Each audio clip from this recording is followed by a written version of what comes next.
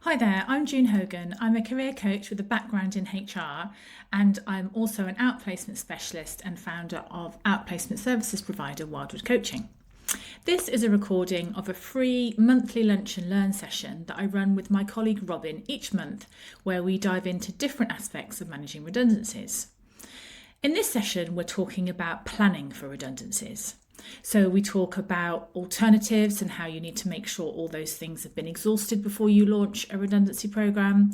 We talk about budgeting and the different elements that are included in that and how to forecast. We talk about the planning, the timeframes, the timelines, and also what goes into the communications plan. And in this session, we also had some really interesting questions from people who joined us live. So I hope you find this session helpful, and if you'd like to join us live or hear about future updates, then you'll find the link in the information below, and you can also subscribe to the channel so you don't miss the next one. So this is what we're going to be covering today. We'll just do a couple of short introductions for those of you that don't know us. If you know us, then you'll have heard this before, but I always think it's nice just to remind people who we are, what we do, and why we're here. And then we're going to talk about planning for redundancies, and these some particular areas we're going to focus on. We'll talk about looking at alternatives. We'll be looking at the actual planning and what's involved, and we've got a little sort of timeline to share with you as well. Then we're going to be talking about the comms plan, and also we're also going to talk about budgeting as well.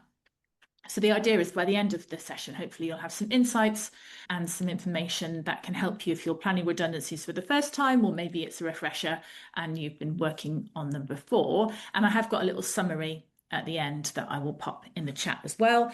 And if you want to review any of this, then you can look back at the recording at your leisure. Okay. So in terms of my quick story, so I've got a background in HR. And I started my career back in the automotive industry, and I was made redundant for the first time after 8 years. And at the time, I was senior HR manager, and life was going well. I had a young baby, a rather large mortgage, and I lost my job overnight when the company went into administration.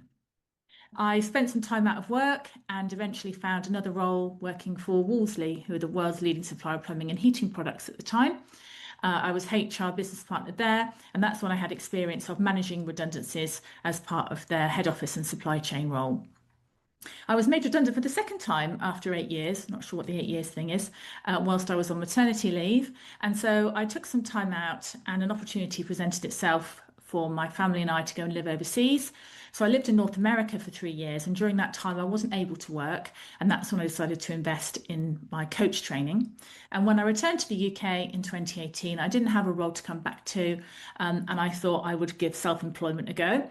And so I decided to bring together my personal experience of navigating redundancy, my professional experience of managing redundancies, and my coaching qualification. And I've been specialising in outplacement support since then, working with hundreds of organisations and individuals, helping them to do the right thing at a difficult time in people's careers and seeing the impact that makes. And it really appeals to my values around making a difference and doing the right thing. So that's a quick bit about me, and I'll let Robin introduce himself. Good afternoon, everybody. Yeah, so I've just reached my 17th year anniversary at FHR Solutions as of a couple of days ago, and took myself and the company secretary away for a couple of days, which was nice to celebrate. But in terms of what I do on a day-to-day basis, I pretty much do redundancy projects for a number of clients, as you can see on there, and also the other string to my bow is TUPE. So pretty much all but the nasty side of HR, but I find it challenging, and it's where I can add value. And a bit like June, it's using my values to make sure that both the employee and the employer are kind of looked after in the best possible way. And I can remember the first HR manager when I was on placement from university saying, Robin, just think when you're doing these projects, think it as if you're making your mother, brother, daughter redundant, etc. And how would you would want a company to treat them? And I think that's always stayed with me for 30 odd years in HR. So yeah, redundancy and TUPE projects, and I've been lucky enough to work with June on a number of assignments on where I've done the nasty side, and June has come in with the halo and done the outplacement side of the equation. So we've worked together on a with a number of different clients, which seems to work well. Hmm. Thank you, Robin. Yes, it's a nice mix, isn't it? And I think, as you guys will find if you manage redundancies in the past, it's hard to be involved in the process and then be the person supporting people and doing the kind of the career coaching that, looking at CVs, helping people work through all of that. Certainly, I've had experience of that, and it can be difficult, which is where somebody independent is really helpful. People are more likely to open up and feel that they're getting that support, particularly after they leave. And clearly, after they leave, you can't work with them anyway. So yeah, wonderful. Okay, let's get stuck in then. So the first thing that obviously before you can even start thinking about redundancies is looking at alternatives. So we've got some alternatives here just to think about. Some of them will be more commonplace than others. So let's just quickly run through them. I'll just put them all up on the screen and then Robin and I can talk through them. Okay. I mean, I've had experience of most of these when I was managing redundancies, not all of them. So, looking at these, Robin, which are the more common ones, would you say? The headcount freeze is normally the first thing to come along. If a company is in financial difficulty, then you normally get the parent company suddenly saying, "My they recruitment freeze, no headcount increases." Probably the other one that's not on here is normal attrition rates. So, I've done some redundancies in call centers, for example, and call centers, tend to have a quite high attrition rate. So you need to factor that in. But actually, do you actually need to do a redundancy program if you've got a 25%, turnover of individuals? Because actually, if you just put a headcount freeze in place, then potentially you wouldn't have to make any redundancies at all. So you have to kind of do the figures, do the forecasting of that, and then yeah, pretty much kind of everything in there. I've at some stage touched on. Withdrawing of job offers is always a difficult one for any HR person. It feels slightly unfair to do. And, I've been in it where, people have literally joined on day one and you suddenly say, really sorry, but we're getting into a redundancy process.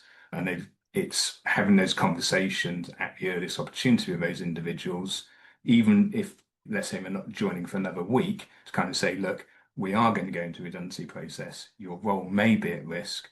There's an opportunity now for you, but if you haven't resigned, or is there still an opportunity for you to stay where you are? But you need to be reasonably careful of how you do that.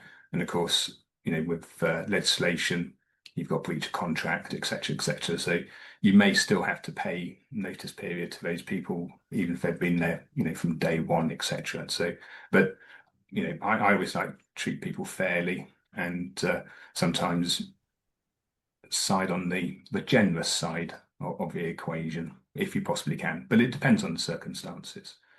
I Um, remember having to do that with graduates. So I was the graduate training manager for a period of time, and we were told we had to pull all the graduate offers.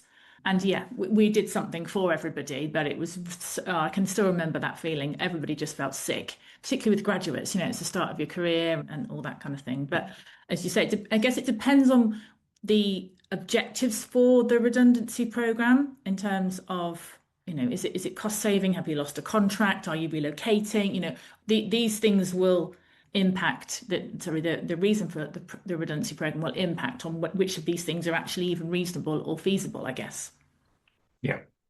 And then reducing agency and contractors tends, you kind of think, oh, that's going to be easy to do. But actually, sometimes when you've got contractors in, you brought them in for a specific reason because they're the people with the skills. So, but you need to go through each one. Obviously, part of the Section 188 regulations, blah blah blah, BERA. You need to put into that letter, how many agency and contractors you've got. So it's not something you can hide.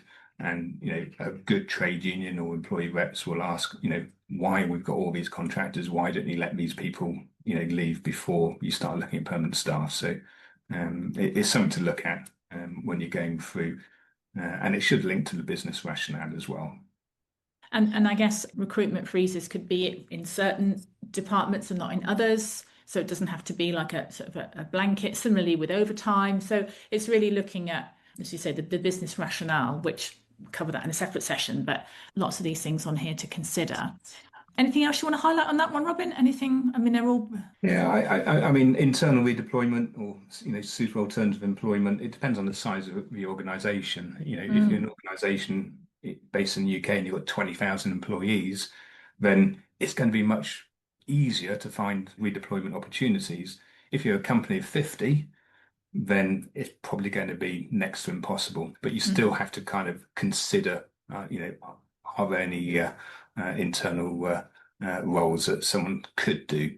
And yeah. then you have to think about, are you going to have an open selection recruitment process, or are you going to bump people into those because they have those particular skills? So again, it will come down to the circumstances of, the of the company, the role, the new role, but also what the old roles are around it. So it depends. You might be squishing two roles into one, for example. Well, it's more than likely then you will have to go through some kind of selection process to do that. Yeah, and I guess all of this and in the planning stages, as we go to talk about the rest of the things, it's important to document, particularly this section, to prove later down the line that you had done all this, what was reasonable and feasible at the time. Yeah, absolutely, absolutely, and yeah, it sometimes depends on the scenario, doesn't it? If it's the whole UK site is closing down, the whole business is closing down, it's slightly different. Yeah. If it's just a matter of it's this part of the sales team are going, or this business development team, or then it obviously got different elements to think about. So yeah, every scenario will be different. And that's what makes redundancy processes, inherently complex because there's hundreds of different things to think about all at the same time. Yeah, absolutely. Wonderful. And if anyone's got any questions on that or any questions in general, do pop them in the chat. So we're going to talk about planning in terms of when, yes, confirm that redundancies are needed. And as you say, Robin, whatever permutation of that you're going to be looking at. So these are some of the things that we've got down here in terms of, again, the size, the scope, the scale will depend. And getting the project team together, deciding who's going to be on it, thinking about confidentiality, and then when to involve trade unions, etc. So just taking that bit at the start there, Robin. So how getting the right people on the team, and then making sure that things are as much as they can be kept confidential, whilst having the right people to make the decisions and to be close enough to the information. What's your experience with managing that, and then also bringing in the trade unions at the right time? Yeah, so it's always difficult on when do you start communicating out that there's going to be a possible redundancy scenario, and you can only really do that once the HR team have obviously been briefed.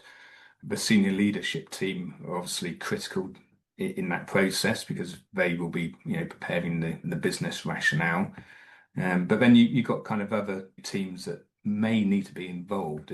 Finance might need to be involved, procurement, recruitment, lots of different elements, and it depends on the scale. I mean, I've worked in some large scale redundancy programs of over 1,500 people, and it's a different beast. You've got a whole project team, and you've got maybe 30, 40 people who are under a kind of an NDA, kind of saying this is secret until we do the town halls and the briefings, and this is just preparation. We might not go down this route, but we need to kind of review all elements before we get there.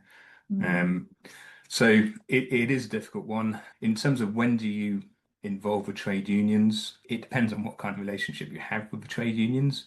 I would always say do it at the earliest opportunity once you're ready to go. So it's about not necessarily when I say ready to go, right, we're ready to go, we're communicating out tomorrow. If you can bring them in a week or two beforehand, to help with, the process, and also to review any kind of alternatives with them as well. It doesn't form part of a collective consultation at that point in time. You're just having those informal discussions. Employee reps, it depends on have you actually got any employee reps. In the majority of cases, then you will find that you need to go and elect employee reps before you can actually start the process. So you have to do the town hall stroke briefing with the employees and kind of say, we're going to go down this process. We need to elect some employee reps. So that's a normal course of the process. If you do have employee reps that are already sitting there on works councils, etc., then obviously treat them the same as you would treat the trade union. If you can bring them in early and you've got the trust with them, then yeah, it'd be early but better. Yeah, I think that really can pay dividends later on in the process as well. If you haven't, they've not just heard about it on the same day as everyone else. Certainly in my experience, anyway. But it's got to be done, as you say, when you've got the right relationship and on the basis that you're gonna trust them not to kind of talk about it before the Yeah, announcement day. and it's also, you might have other kind of employee reps bodies as well. You might have a well-being body, you might have employee ambassadors, etc., Mm. etc. And sometimes you might want to give them the heads up to kind of go, we will be announcing this in the next 24 hours. Please keep it to yourself. Mm. There's going to be a high likelihood that we will go down this process. We want you to be, there to be able to support our employees and your members, etc. So the earlier you can give them a heads up, the better. Absolutely. And so the business rationale, I mean, we talk about that a lot in these sessions, don't we? That is something which you come, it runs through all of this and you come back to it time and time and time again. So making sure that that is concrete. In fact, we could run a separate session on the business rationale, couldn't we? And I should have said, for those of you that are new, there's lots of stuff on my website, wildwoodcoaching.co.uk, and there's actually a blog on preparing the announcement, preparing the rationale, if you want to check that out. And I've also got a podcast if you're into listening to stuff as well. So we've got a timing plan that we're going to show you in just a minute that kind of outlines the timings depending on its individual or collective. And then we've got a separate slide on the comms plan. But we talked here, Robin, about redundancy policy. So making sure that, if you've got one, then you dust it off and that you're adhering to it. If you haven't got one, then I guess, you can not make things up as you go along. I don't mean that. But if you wanted to do some enhancements or if you wanted to do things slightly differently for this particular programme, then that's fine. But if you're bound by a redundancy policy, then it's important to know that at the start, isn't it? Yeah, so I mean, normally you find in the public sector, they will have very well trodden redundancy policies, which, sometimes can be very, very detailed in terms of you must tell the trade union 6 weeks before you announce it. The enhanced redundancy is this is how calculations are worked out. You must do 30 days individual consultation. I mean, it can go on and on and on. And, I've seen some redundancy policies which are, 15 plus pages long. Mm. But it obviously, if you've got one, you're probably going to be bound by it. Mm. Also, don't forget, if people have tupied in, then you're going to have to make sure that their old T's and C's have a redundancy policy attached to them, especially if you didn't make any measures on them, which is probably you wouldn't have done. Mm. So you need to follow whatever was in the old policy from the old company as well.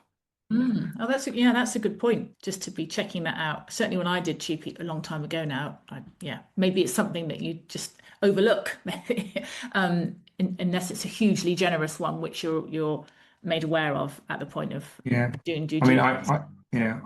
I worked for a very large IT company and we had 287 variations of terms and conditions. Wow. I mean, it was, and that's because the nature of the business was you won contracts and you lost contracts, and it was choopy in, choopy out all over the place.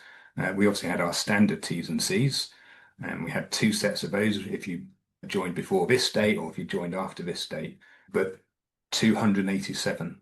So you can imagine when you're doing a redundancy program of 1,500 people, you've got, just to do the calculations and check what T's and C's someone on was a mammoth task. And it was many years ago where HR IS systems were a little bit flaky, to say the least. So you'd have a team of people literally just finding out that basic information. And of course, you want that information before you start process because that may impact on the business rationale in terms of is reduction X amount savings needed, or Mm, how much is this actually going to cost us? And we'll talk about the budgeting of that in a moment. mm. Um, but yeah, so you need to check out the redundancy policies. But in majority of cases, especially in small organizations, you probably don't have one. Yeah. Um, Yeah.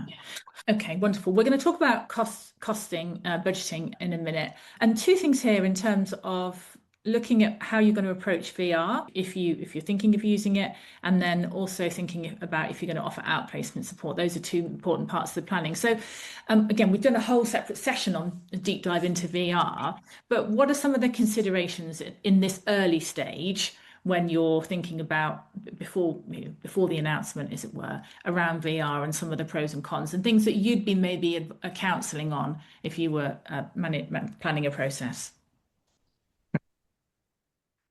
so there's different ways to think about it. One is if a company is really cash rich, and let's say you're closing a site down and relocating to another site, etc., do you actually need to do a VR process or not? But if you're cash rich, actually, does it oil the wheels and make it easier for everyone involved? In terms of it does come down to costing. So obviously, the finance teams need to be brought in, and you need to think through the different ways of doing VR. So when I say that is, how are you going to actually calculate the package? And I've been there with some clients where we're on scenario 27 in terms of, well, if we did it this way and this way and this way, taking account of attrition and this and this and this is our predicted cost. And then finance can obviously start accruing that at the earliest opportunity as well. If it's more of a straightforward small organization, then it's, well, what do we think is fair? And the rationale for doing VR sometimes is risk mitigation. And, what is it worth to an organization to enhance someone's package? Is it 1,500? Is it £10,000? Is it 20,000? There's so many different variables in there, but it's to kind of go, have we done everything correctly? Are we, is our business case a little bit flaky, or are we on absolutely solid ground and we only want to pay statutory minimum? So there's so many different elements in there, but you need to go through that process of thinking about it. What do you think is fair? What do you think will make people kind of say, actually, yes, I want to take VR? If it's a downsize of a particular team, so, let's say you just need to reduce by 20%, for example, you know, is it a matter of, yes, we will accept whoever volunteers? And what happens if 50% of people volunteer? Hang on a second, we only want two people to go, we don't want five to go. And also, what happens if it's your two best performers that volunteer and no one else does? So you've got to think about what skills do you need within the business to keep it operationally viable. So it's not it's not just a pure financial, this is the financial calculation. It's also thinking a little bit smarter in terms of, okay, what's the impact? What's the consequences? Normally by doing VR, it allows you to shorten the time period of consultation, of individual consultation as well, because if someone volunteers, normally these days it's via settlement agreement, then you don't need to go and do the individual consultation, which obviously saves time and money from management time in doing that process. It depends. I mean, I could use that word pretty much everything and anything in this. So, but you need to consider all those kind of Yeah. elements of a VR. I think that's package. the important point in this planning stage is that you've considered it, and if you're not offering it, then you need to, particularly if you're going to go into collective consultation or individual, you need to have a robust rationale as to why, because some individuals quite rightly will say, is there a VR program? Why are you not doing it? And I think the same applies for outplacement support. You don't have to offer outplacement support, but you need to have a position on it. So you need to have a position before you announce that, yes, we're going to offer it and it looks like this, or actually kind of silent on it, but you're going to wait for those questions and be able to field them and explain why you're not offering it. Now, I'm not suggesting that you should, because that's what I do as a business. However, offering outplacement support, as we know, is the best practice conclusion to managing redundancies, whether you're making somebody on the C-suite redundant or someone in a call center. So It's certainly having a it's position. the only bit of good news Mm, that an employee might hear in the whole process yeah. of it's not, hey, you're exiting the business, because that's what they hear. It's, Mm. well, you might be exiting the business, but actually we do want to look after you and do the best we possibly can. Therefore, hey, here's some outplacement, which we believe will help you, land your next role. And if you've got somebody, a provider lined up in the planning stages, it's another thing to tick off the list and something else you don't have to organise, because once the announcement goes out, it gets super, super busy.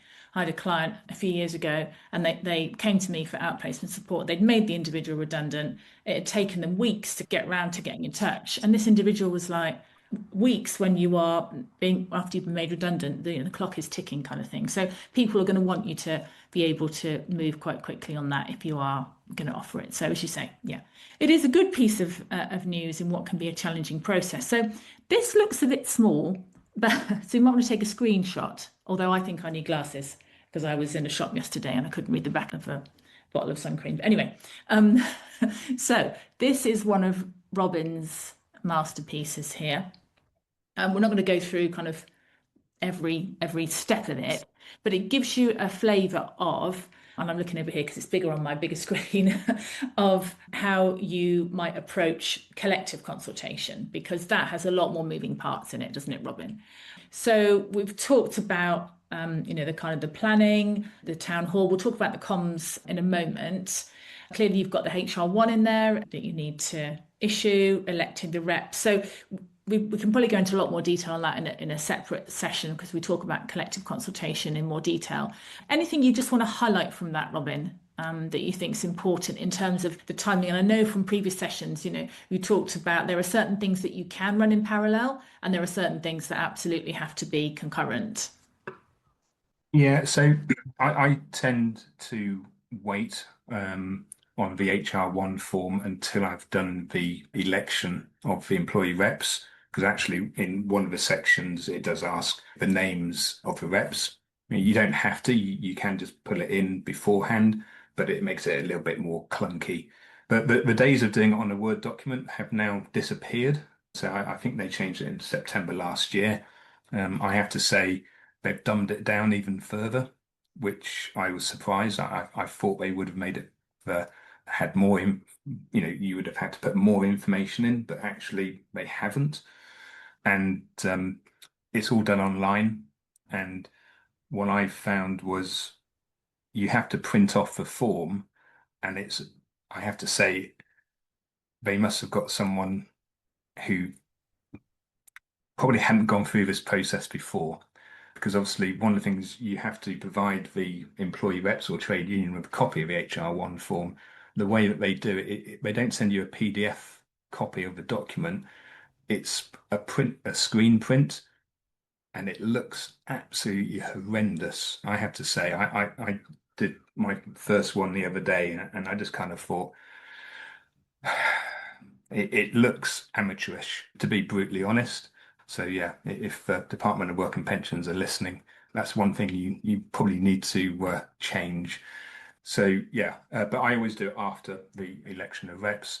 In terms of this particular timeline here, I've kicked off collective consultation on day 23. Obviously, I've counted 10 days there for the prep work to begin with. It depends, you might have been planning for, you know, 10 weeks before you got to this stage. It depends on the scale that you're going for. But obviously, if you are going to do VR, process. I tend to try and do that during the collective consultation, but you can only do that once you've agreed, I say agreed, consulted on and considered um, with the employee reps or trade union. I tend to try and get that over the line and agreed with them by the second consultation meeting, because then you can get on with it and make that quite a short process, or as short as possible, um, before you go into the individual consultation.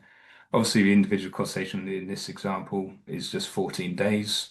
I would suggest that that's your minimum, really. Any clients trying to do it quicker than that. Is it meaningful to do you are at risk of redundancy and then 3 days later say you're redundant? You're just putting yourself at risk or the company at risk to say, was it meaningful? I think you can probably do it in a minimum of 10, but 14 sounds is more realistic. However, the gold standard, especially in the public sector and large corporates, is probably 30 days. And so you start looking at that, 71-day limit there. And, have finance people saying, yes, but we need to make these savings straight away. You can obviously start your individual consultation technically as you're going through the collective consultation as well. But that does cause a nuance where you're consulting with individuals, but you haven't actually finished a collective consultation yet. And it just seems a bit strange, but it will depend on the circumstances. If it's a straight simplistic redundancy process, i.e., a relocation of a site, for example, then it's probably easier to do that. If it's a mass redundancy process, then actually just get your collective consultation done before you start your individual. It makes the process easier. And also, you might not need to do it if you do a VR process and capture, or you get people wanting to volunteer. Well, we've got some questions. Ooh, do like a question. Melanie, yes, I've got a summary that I'll attach at the end. But you might want to take a screenshot of the that little timing plan because I haven't included that. Nice question there from Louisa. Thank you, Louisa. So there's different ways of doing the kind of, are you at risk of redundancy or are you just proposing redundancies? I mean, technically, you have the slide decks from the town halls where you're kind of saying there's potential for redundancy, etc., etc., etc. And then when you get into the collective, you get into the detail of, we've got 5 pools of different departments or roles that we're looking at. This one will be selecting, i.e., we have a selection criteria. This pool might just be what we call self selecting, which is a horrible terminology, but you're in a unique role and there will be no roles in that department going forward. So scoring or non-scoring pools. So especially if you're in a scoring pool, you're technically not at risk of redundancy until you've done the scoring. So in this example, on this timeline here, which is a reasonably basic one, but you would probably want to be agreeing as soon as possible the selection criteria with the trade unions or employee reps at the first collective consultation meeting, maybe at the second, and then do your scoring process.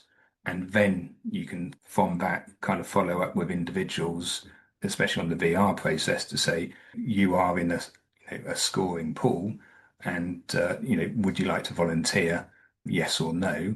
I show an expression of interest, and then follow that process through. If they are in a non-scoring pool, i.e., in a unique role, or you're closing that whole department down and you don't need to do scoring, then yes, you could send out the you are at risk of redundancy and put in there, an invite to their first individual consultation meeting once the collective consultation's finished. But you have to kind of think through the purpose of collective consultation is to try and mitigate against redundancies. Now, if you start doing staggering them, then there's always a bit of a grey area to say, well, have you actually done meaningful collective consultation, yes or no? It's one of those where there is a slight risk. So hence, That's why I always prefer to do all the collective consultation, then start the individual consultation afterwards. But yes, in terms of I tend to do the at-risk letters after the collective consultation has concluded. Does that Mm. make sense, Louisa? Yeah, that's a Yeah. really good question. Yeah, thank you. I mean, certainly when I've been going through this process, I'm trying to rack my brains as to whether it was collective or whether it was individual. And I think although there were a large amount of us, it seemed a large amount, it was actually individual. So we all got our letters quite early on in the process. But I know that they've done another round later in the company that I was made redundant from, and that was collective, it was scoring. And so I don't know, I just thought that the at-risk letters would be more of a heads up that you were going into collective consultation rather than, if you see what I mean, it's a formal way of sort of saying, right, it is starting now, you are at risk. Yeah, I tend to use the town hall slides from the original briefing as the proposal is this. We won't know if you're actually at risk until we've done the scoring, especially if you're in the scoring pool, because you don't particularly want to make people at risk of redundancy if they are, scored above the line, as it were. And of course, the scoring can change. So one minute you say, somebody is in, let's call it the safe ground, but someone who is below the line challenges the scoring during the individual consultation. And actually, for whatever reason, the management team haven't taken into account XYZ qualification or whatever it might be. And that puts them above the line. And then the next person in near the line drops down, and then you have to start that process. It's not ideal, but especially in a large scale program, that unfortunately that does happen from time to time. So hence that's why scoring is critical to get right as much as you possibly can before you confirm if someone's at risk or not. And Hannah's just popped that scenario in the chat actually, in terms of approaching the at-risk letters if that changes. Yeah, it's not ideal, but yeah, you almost start back from kind of scratch again. For that person who originally was not at risk, they fall into the at-risk population, and you send them an at-risk letter with an invite to an individual consultation meeting, and it's at that individual consultation meeting that they will have an opportunity to challenge the scores. So it can kind of go on and on, but that's why when you're doing a scoring, try and keep it reasonably simplistic if you possibly can. But also, what you're thinking about is how many eyes have actually seen the scoring? Is it just one manager? Or actually, has it been the manager and the team supervisor, and then someone in HR might have had an overview, sure that they haven't said anything that they shouldn't have said in there, and make sure that it's fair and no discrimination has taken place.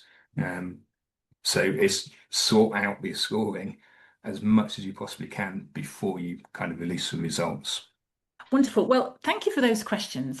It's great to have the questions. I'm conscious of time, so we'll probably we'll finish on the next slide, which is budgeting, and we've got something on the comms plan, but you've got that in the summary anyway, just to make sure that we get you guys finished on time. So in terms of budgeting, we alluded to that earlier. These are the key considerations when you're thinking about budgeting. And again, as Robin said, it will depend on your redundancy policy if you've got one. But if we just go through these relatively quickly, Robin, I mean, they're pretty straightforward, aren't they? And you'll need to refer back to contracts, terms and conditions, as you said, any legacy, TUPE in, that kind of thing. Anything here you just want to draw attention to that might get overlooked? I know I've got PILOB in there, which is one of your Yeah. just your terms, but do you just want to expand on that one? Yeah, so it's very similar to notice pay, i.e. pay in lieu of notice. This is just pay in lieu of benefits. So you need to take account of employees' pension costs, life assurance, medical insurance, etc., etc. It depends on what's in your contract and how it's written. But I think over the last 5 years, it's become more common to do PILOB than just plain standard pile-on.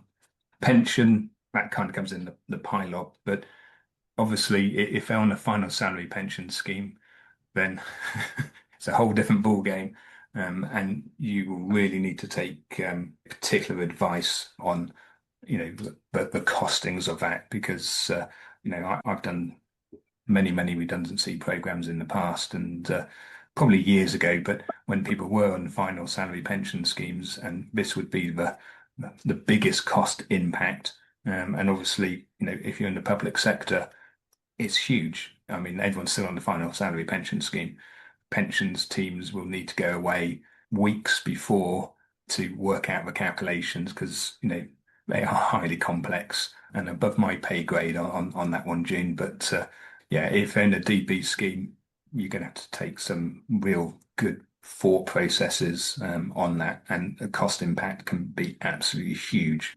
Six-figure sums, for somebody who is probably over the age of 50 with 10 years service.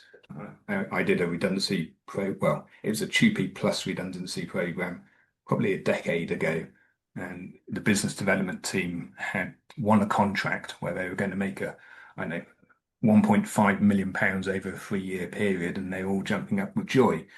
They estimated that the redundancy costs, because they were going to close the site and relocate it, were going to be somewhere around £300,000.